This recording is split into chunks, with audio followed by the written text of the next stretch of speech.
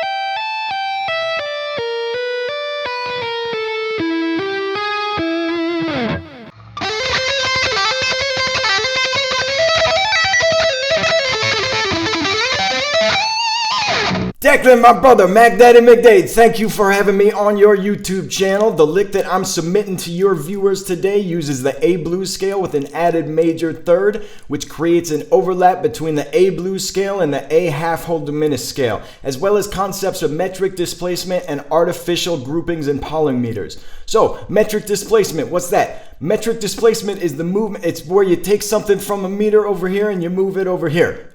Simple as that. Basically, to put it in more formal terms, it's the movement of a melodic or rhythmic motive to a different part of the beat or a bar. So, for example, moving a motive from the first quarter note of a measure to the third upbeat of a measure. Music educators usually talk about tension and release when referring to matters of harmony, like 5-1, so on and so forth. But metric displacement allows you to create and resolve tension by only altering the rhythmic elements of your music, since it introduces some temporary distortion into the listener's perception of where the downbeat occurs that you can then resolve by bringing things back to something more in line with the time signature in which you're working. A related concept, and the one that we'll be using to create metric displacement in this lick, is that of artificial groupings. An artificial grouping is any grouping of notes that doesn't conform to the usual standards for note grouping within a given time signature. So in 4/4, eighth notes are usually grouped in twos because our pulse is a quarter note, and quarter notes break down into groups of 2 eighth notes.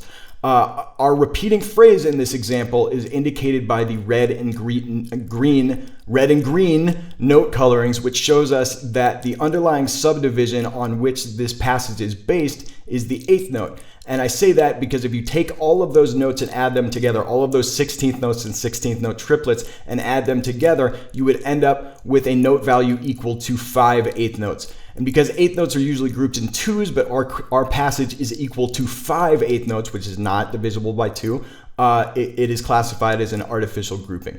Finally, we have our dark blue note colors, where we reuse some of the material from our original theme in order to create an off-ramp and resolve the tension created by the artificial grouping.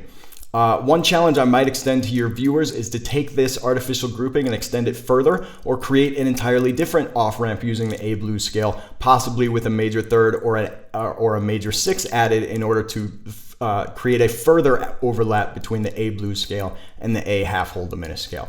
One more thing I should note, in case your viewers aren't familiar with hybrid picking notation, is that the M's in the tab indicate that you should use your middle finger to pick the string, and the A's in the tab indicate that you should use your ring finger to pick the string. All right, here's the lick again, this time a little bit slow.